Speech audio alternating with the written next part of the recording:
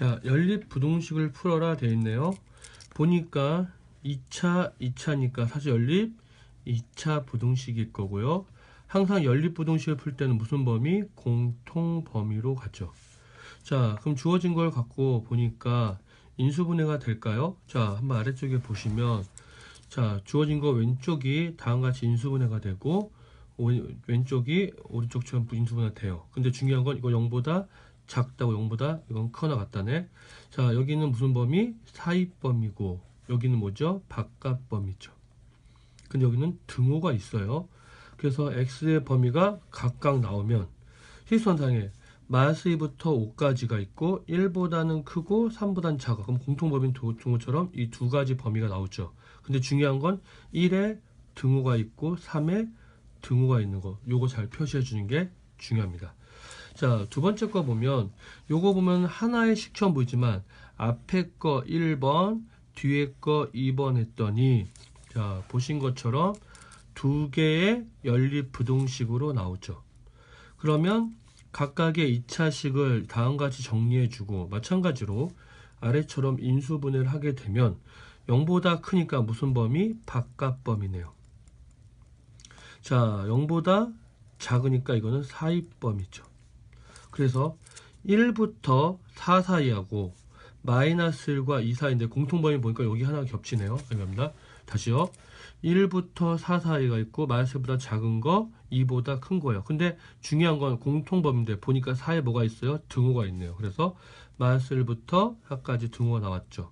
자, 그래서 우리가 전체 범위를 구하려고 했더니 미안합니다. 2부터 마이너스 4니까 이렇게 공통범위가 나왔죠. 그래서 우리가 항상 두 개의 범위의 공통범위 수, 특히 얻어 제일 중요한 건 등호 확인하는 거 중요합니다. 어디에 등호가 있는지 없는지 확인하는 게 되게 중요해. 자, 12번입니다.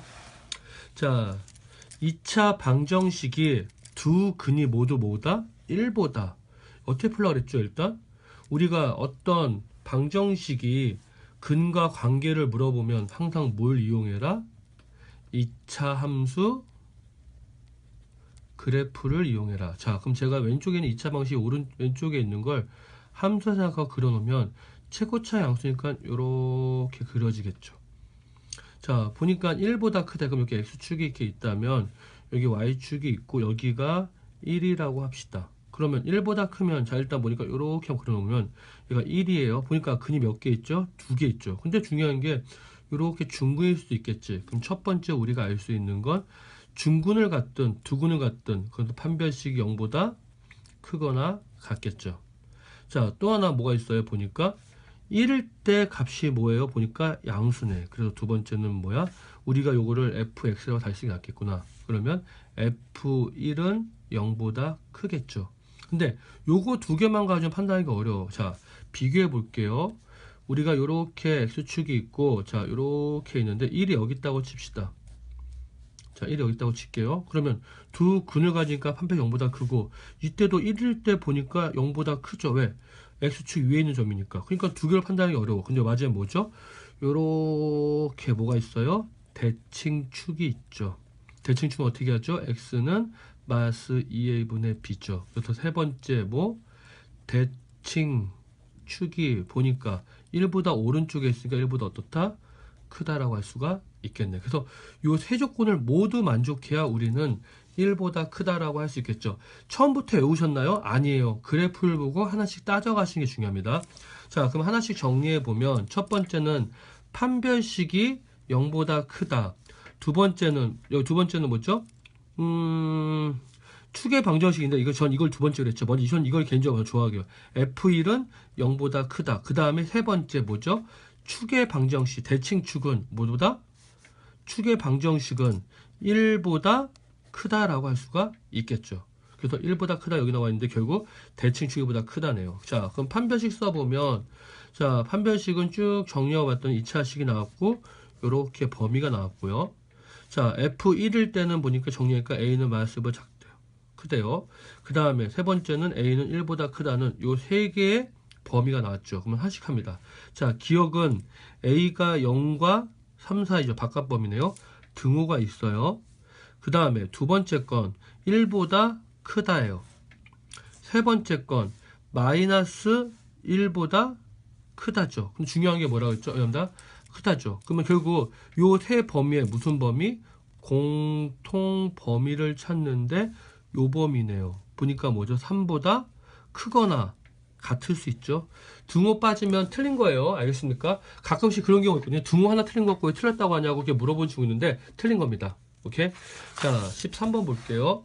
자, 이번에도 마찬가지로 2차 방정식의 두 근 사이에 뭐가 있다고? 1이 있다고. 뭘 이용하라고? 그래프를. 그럼 제가 요거를 fx라고 잡으면 그래프를 그렸을 때 이렇게 그래프를 그려줘야 되는데 중요한 게 뭐죠?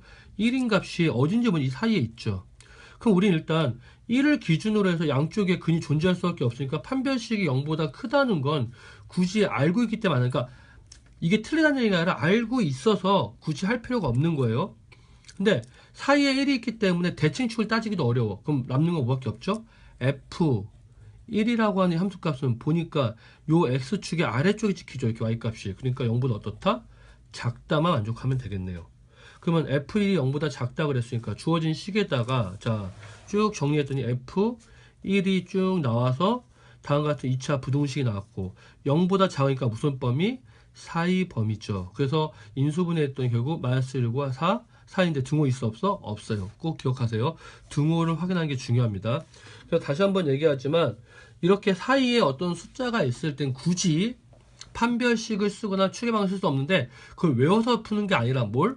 그래프를 그려보시면 당연히 이 그래프에서 판단하기 어려운 것들을 판단하지 마세요. 확실하게 판단할 수 있는 것만 가지고 식을 세우고 그걸로 문제를 푸는 겁니다. 반드시 뭘 이용한다? 2차 함수 그래프를 이용한다. 오케이?